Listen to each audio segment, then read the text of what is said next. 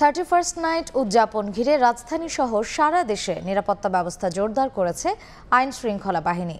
এদিকে নতুন বছরকে বরণে চলছে নানা আয়োজন।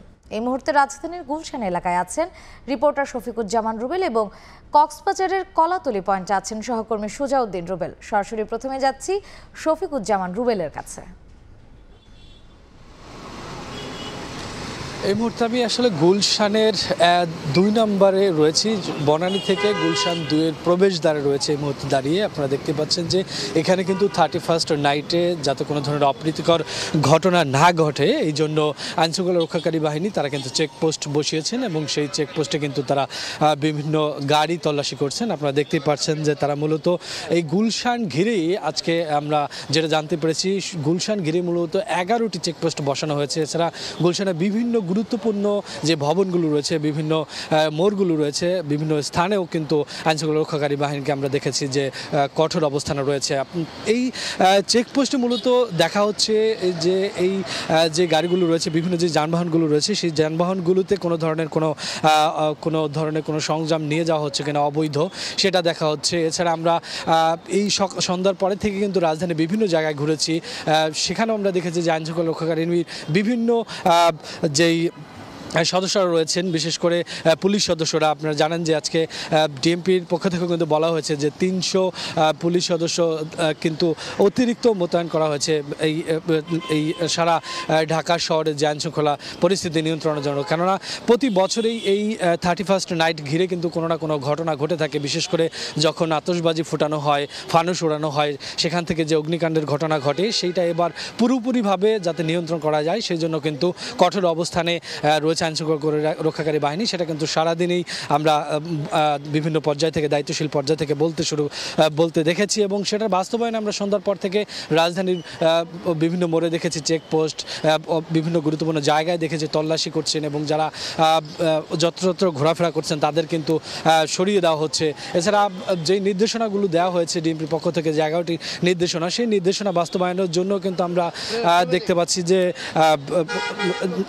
যে রাজধানীর বিভিন্ন জায়গায় সেই নির্দেশনা মোতাবেকই কিন্তু প্রশাসনিক কর্মকর্তারা কাজ করতেছে। সব মিলিয়ে নিরাপত্তার চাদরই কিন্তু রাজধানী ঢেকে রয়েছে এবং সারারাতি প্রশাসনিক কর্মকর্তারা এখানে থাকবেন।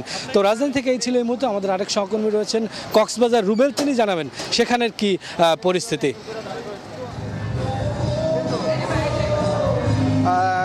31st নাইটের যে আয়োজন সেটি কক্সবাজার সমুদ্র সৈকতের উন্মুক্ত স্থানে কোনো কনসার্ট কিংবা সাংস্কৃতিক অনুষ্ঠান হচ্ছে না, যার কারণে কিন্তু তারকা মানের হোটেলগুলো বিভিন্ন আয়োজন করা হয়েছে।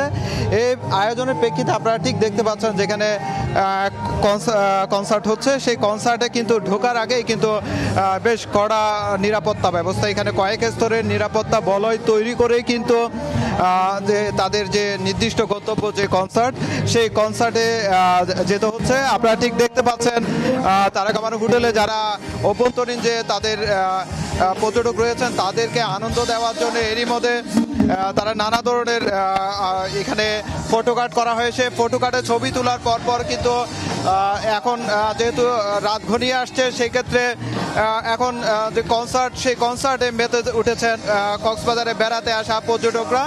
অভ্যন্তরীণ এই কনসার্টে কিন্তু আমরা লক্ষ্য করছি বিপুল সংখ্যক পর্যটক এখানে ভিড় করেছে এবং তারা নেচে গিয়ে তাদের মতো করে তারা আনন্দ উপভোগ করছে।